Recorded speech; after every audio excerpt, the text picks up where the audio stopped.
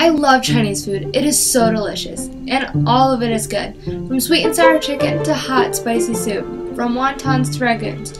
It is my favorite. I love trying to eat with chopsticks, even though I'm not very good at it. But my favorite part of eating Chinese has to be the fortune cookies.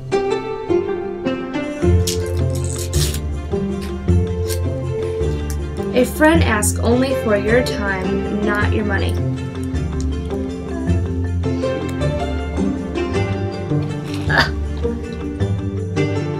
They are so much fun. Sometimes, though, I think it is easy to get wrapped up in our stereotypical American Chinese experience and forget that China is a nation with a long and incredible history. It is not just about chopsticks and moo goo gai pan and those silly caricatures that you see in movies like Karate Kid.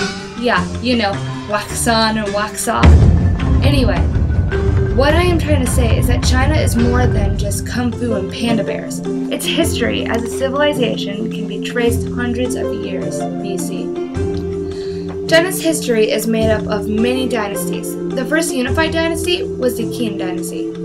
It was ruled by a guy who called himself Shi Hung, if I'm even pronouncing that right, which meant first emperor. He came in and stopped all the fighting between Chinese and unified the nation. Then he turned his attention to anyone who threatened to invade and wound up expanding the land mass of China to twice the original size. He established a kind of government called autocracy, which pretty much meant that as the leader of the nation, it was his way or the highway. Because of his harsh taxes and repressive government, he even went so far as to burn books by scholars because he feared that they would undermine his legitimacy. One of the biggest things he'll be remembered for is one of the biggest things in the world. Anybody ever heard of the Great Wall of China? Well, he built it. Or rather, the peasants that he threatened built it. And if they didn't, they died. That's right, one of the greatest wonders in the world was built by the unpaid labor of frightened and oppressed citizens. He unified China at the expense of human freedom, and his dynasty was short-lived. After he died, his son tried to lead, but the people rebelled, and the Qin dynasty was soon replaced by the Han dynasty. But what about these scholars we mentioned? What were their ideas that were so frightening to the first emperor? Have you ever heard of Confucius? You know, like Confucius say, man who run in front of a car get tired? Ugh, that's lame. But what about this one? Confucius say man who run behind car get exhausted. I know, that's lame too. But actually, Confucius is one of the most prominent scholars of Chinese history.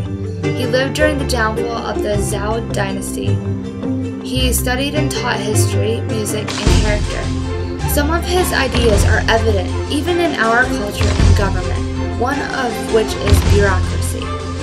The idea is that a system of departments and agencies should be formed to carry out the work of the government. He emphasized the importance of family through filial piety, which means we are to honor our parents and ancestors both during their lives and after their deaths. There are several other ideas that have their roots during the early dynasties of China. Some such ideas are legalism, which is a Chinese political philosophy, and Taoism, a philosophy which encourages following of the universal way. There is also the concept of yin and yang. You know, the symbol we have all seen it.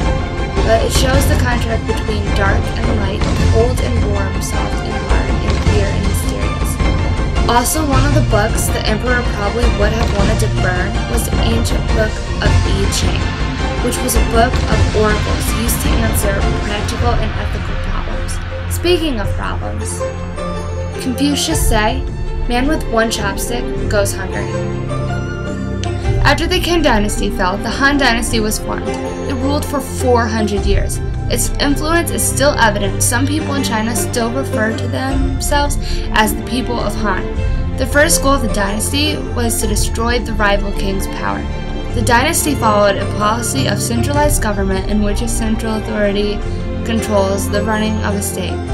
The people believed their leaders to have divine authority and acted as mediators between heaven and earth.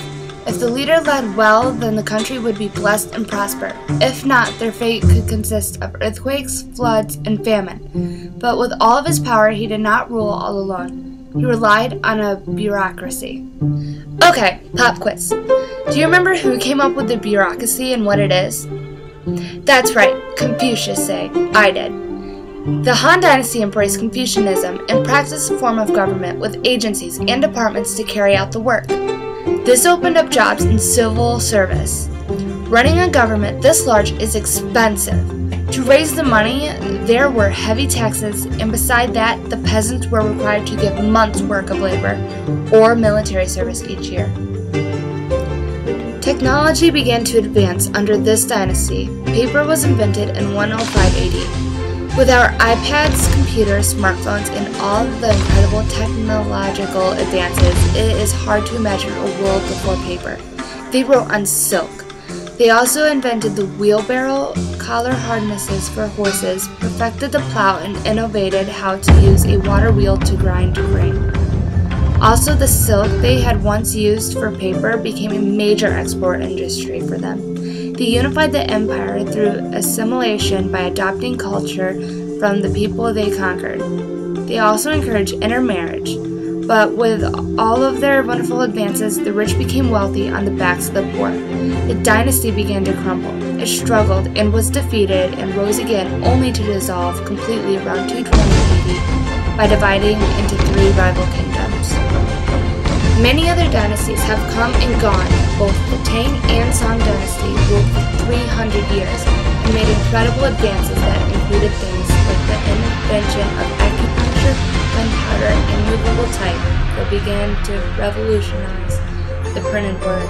So next time you order Chinese food or watch Karate Kid or Kung Fu Panda, remember a nation with an incredible history that has in many ways shaped our very civilization of our world. I mean, just think what we would do without paper.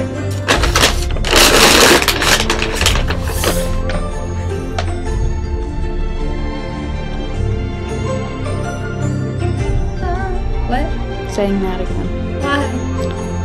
I don't even remember how it went. The bottom is in my soup. Okay. Ugh, that's lame. Okay, do that again. Don't bite your lip at the end.